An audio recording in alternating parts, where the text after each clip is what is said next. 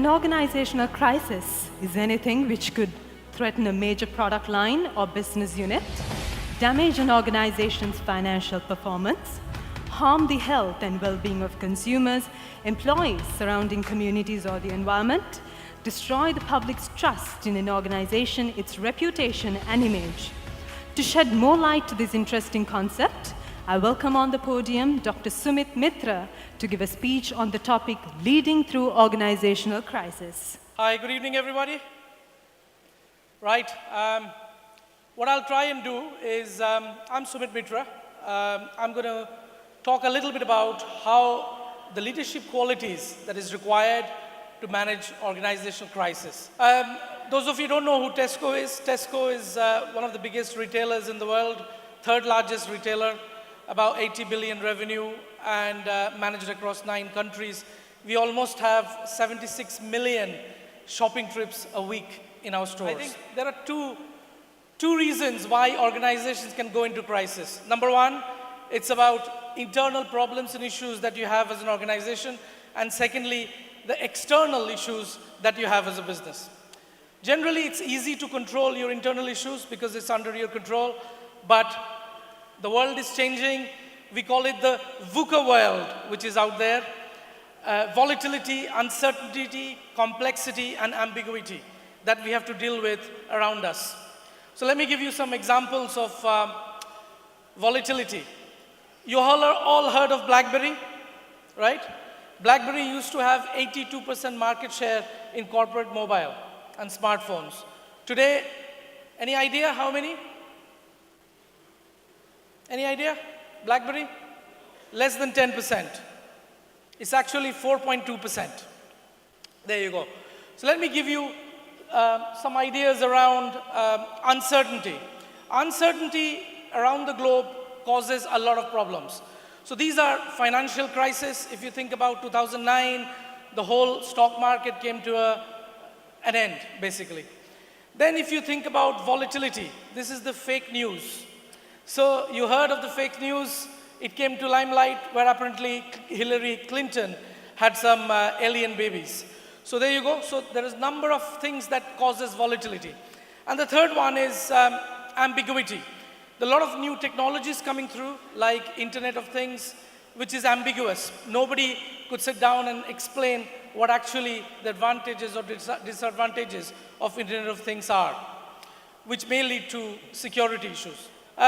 So I talk about 6 leadership styles that is required to drive through this ambiguous, volatile, complex environment that we currently work in.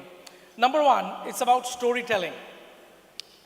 How do you give a clear view of something that is complex, something that is volatile?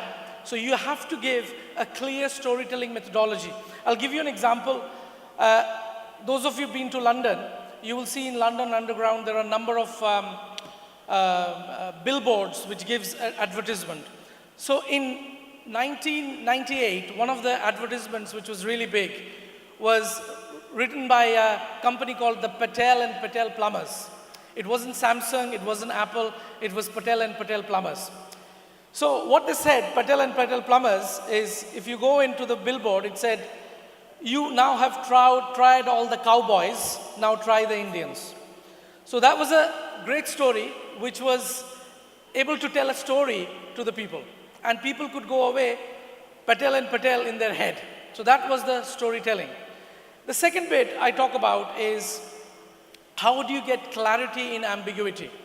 How do you give people direction? How do you deal with a lot of data? Nowadays, you have things like artificial intelligence, which brings a lot of unstructured data into a structured world. But how do you deal with that ambiguity? When you take a management or leadership decision, do you really have all the data in front of you, or do you have too much data? So how do you work through that data to ensure that you make a quick decision?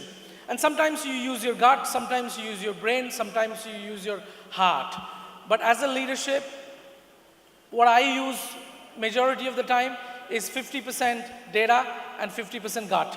You have to go with your gut because you can't deal with your brain sometimes, you can't deal with your heart. So that's another way of dealing with it. The next bit I talk about is your organization. It's really important that you have the army, the entire organization marching with you. So how do you do that? So there are different types of people in the organization.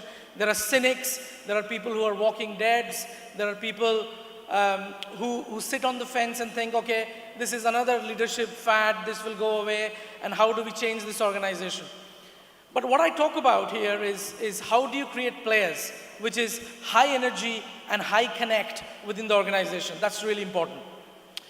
The next bit which is important as a leader is to ensure you treat people the way you want to be treated. Because that's quite rare in this world at the moment, because people don't treat people the way they want to be treated. If we have a connected workforce, a workforce that sits behind a leader and supports, almost leader is sitting at the back to support the organization. That's really important. And as a leader, it's important to create that energy to drive that workforce forward. That's really important. And finally, I would, today is all about change. So I would leave a quote from Edward Denning, which said, change is not mandatory, but then being in business is not either.